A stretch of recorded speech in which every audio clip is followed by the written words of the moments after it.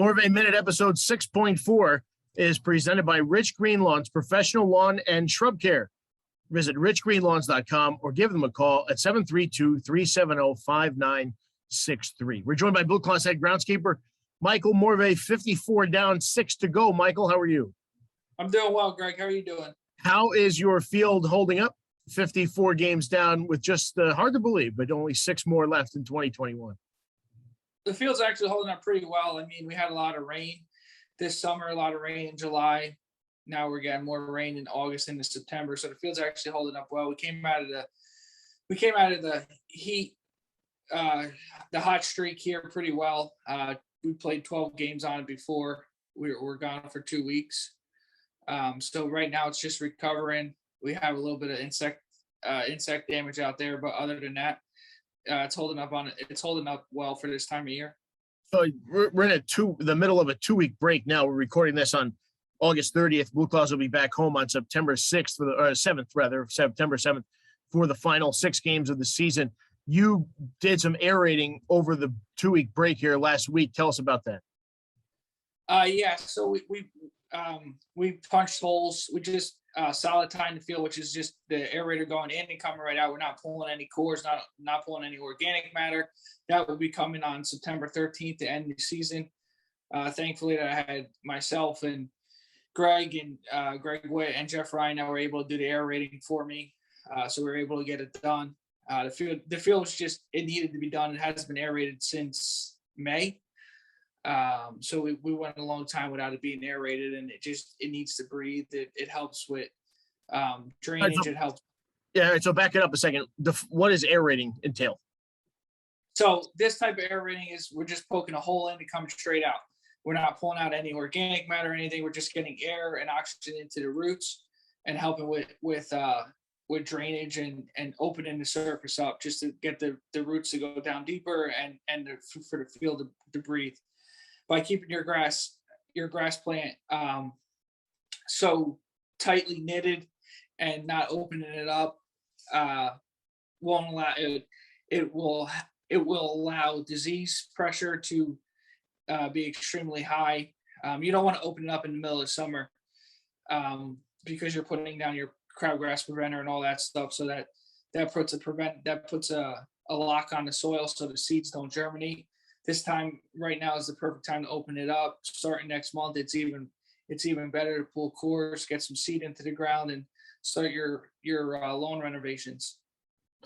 So you're literally driving through the field with an aerator, right? So what does that look like, and what are you leaving there? So it's a Toro 648 Pro Core. They use it a lot on greens. I can take a picture of it and send it to you if you want to post it. It's a big aerator that just goes in the ground and comes out. It has 3 wheels on it, and you pretty much walk behind it. We have the walk behind one. There's tractor driven ones. There's other ones that a lot of people can use on your home lawns, which have 2 wheels on it. And they're a lot smaller. This is a pretty good size aerator. It's a 48-inch width pass. That's why it's a 648 Pro Core. So it actually does a pretty good job. And Toro makes a pretty good machine that allows a good walk behind aerator. Not ideally for residential lawns or anything like that. That would be Rich Green Lawns. They have a lot smaller machines. This is mainly for sports fields and golf course greens. So what are your goals here? What do you have to do for the field to just get through these last 6 games? Hopefully it doesn't rain and hopefully we don't have to put the tarp on. At this point, we're just going to, do our basic maintenance. We're going to roll the edges, put the conditioner out on the infield, which we do every homestand, rebuild the mounds, bullpen mounds, and hope for no rain for 6 weeks or for 6 games. So we're going to get, we're taping this on Monday, the 30th. We're going to get some rain. It looks like Wednesday and Thursday, the remnants of Ida. How much are you expecting? What the last I saw was about 2 inches on Wednesday, and then about half an inch on Thursday. That's serious. That's serious rain. Yeah, and the field will be able to take it because we don't come back obviously until Tuesday. So, we might get a little shower here today, passing through. But the field needs natural rain. I mean, I know it said that we got a lot of rain, but every time that it rains, we're home. So we're always putting the tarp on and all that Yep. kind of stuff. Perfect. Pray for this 2.5 inches of rain. We'll play baseball on Tuesday. We'll aerate on the 13th. I don't want 2.5 inches of rain. I got plans. We'll aerate on Tuesday, the September 13th.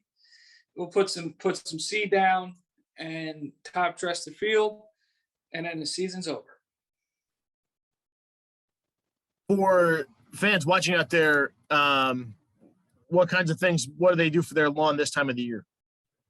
So this time of year, you want to still try to put your insecticide down or just put a straight fertilizer down. And then, like I said, you want to start your aerating, your dethatching process, your overseeding process, and that kind of stuff. You want to start your fall renovations. This is the best time to put seed in the ground.